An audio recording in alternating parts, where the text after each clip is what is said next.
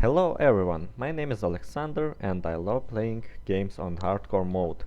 I hope you love it too. Today I will show you my build that I created for farming T10. The main reason I created this build because for the speed farming a lot of people were using Legacy of the Nightmares build, which requires you to have all the items to be ancient. Yeah, and finding ancient items is pretty hard. Yeah, and I couldn't complete all my set of ancient items, and I decided to create my own build for farming, and I basically did it. I will show you some of gameplay. Let's just go to it. The main starter of this build is to find the lead pack. Whenever you find the lead pack, you kill it and you gain the buff from your ingame, and you get a really good cooldown reduction. So your spirit basically never ends. You are basically always in epiphany. So you get that damage reduction and spirit regen.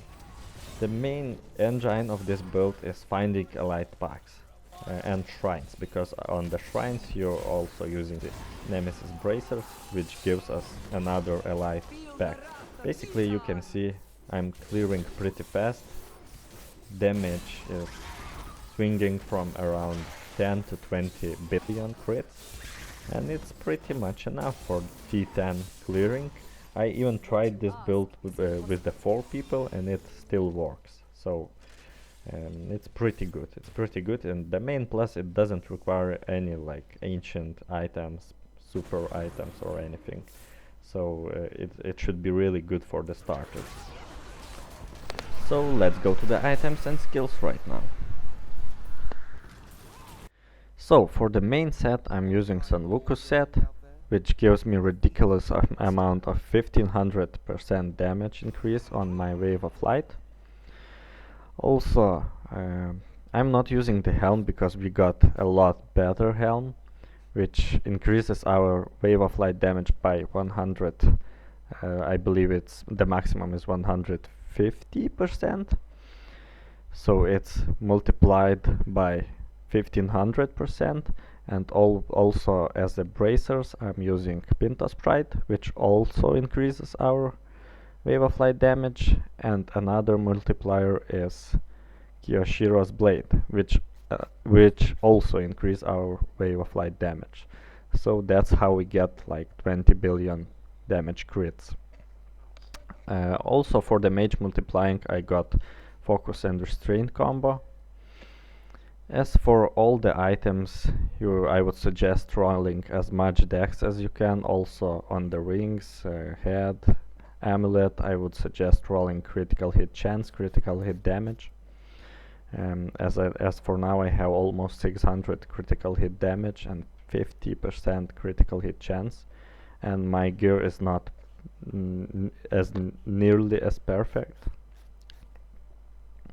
I mean, it's not really perfect, it's shitty gear, but I was lucky enough to get the ancient first weapon, Kiyoshiro's Blade.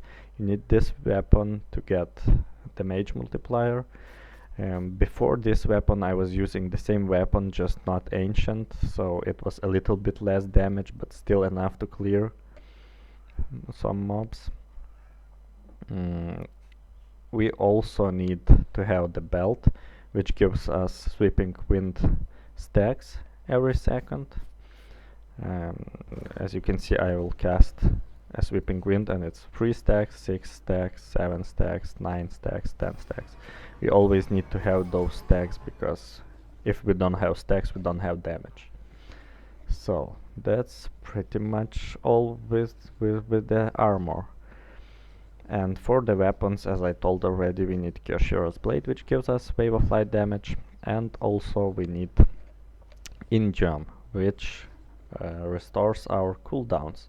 So when we kill the elite pack, we get our cooldowns reset pretty much, because it gives us like 10 seconds cooldowns reset. So if we kill elite pack like every 10 seconds, we pretty much can cast Mystic Allies and Epiphany all the time, you know, and we don't have problems with our spirit. As for the cube, I'm using Vengeful Wind. I'm using this because we need a lot of stacks, because while we are moving very fast, we are always hitting minions, and our stacks are not just regenerating, because this belt regenerates stacks only if you don't hit the enemies. So yeah, we need a lot of stacks. Mm, 3 stacks is not enough, and some people have tried using intense torch of the Grand Temple, which reduce spirit cost of the Wave of Light, but it isn't really worth it, because we still kill minions like in 1 or 2 hits, so it's fully enough spirit for us. I think I was testing it a lot actually, and Vengeful Wind was better. You could always swap any of this weapon to the cube if you have it better. You know, I just happened that I just have these weapons better. Yeah, for the armor in cube, I'm using Nemesis bracers, because we always need allied packs, and there are a lot of shrines in the rift runs, and this just helps us to get a lot of resets and clearing rifts faster.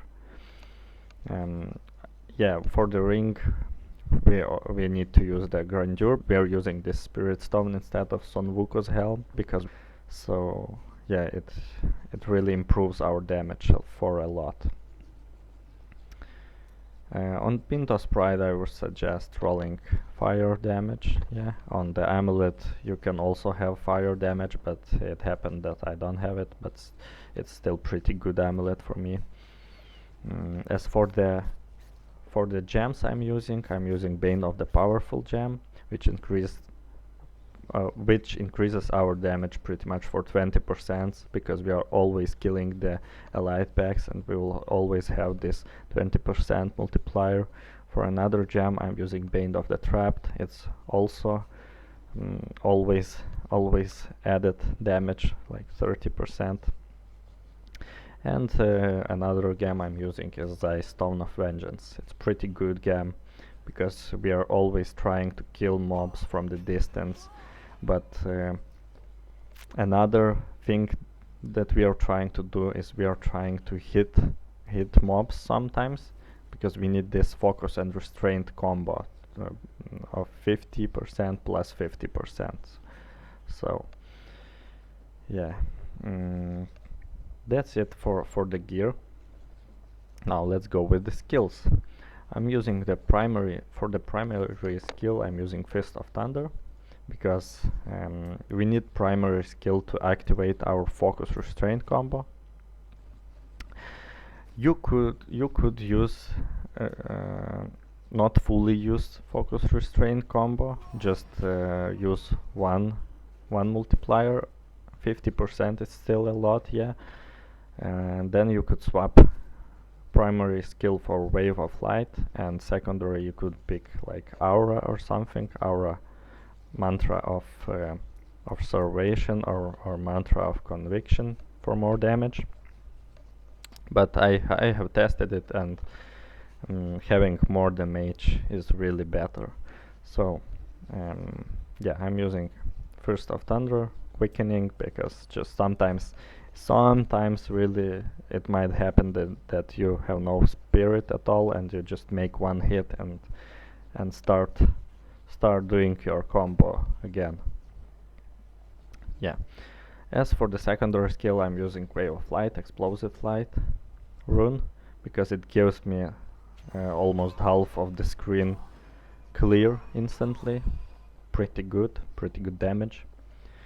As for the first skill, I'm using Sweeping Wind, of course, because we need those stacks of Sweeping Wind. As the run, I are using Inner Storm rune to get more spirit regen.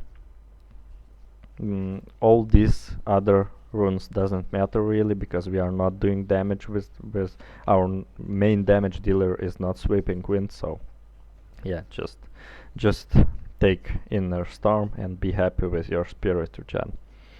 For the second skill, I'm using Dashing Strike, of course Blinding Speed, to just increase my dodge, survivability, because this is hardcore and sometimes you need that for 40% dodge chance to survive.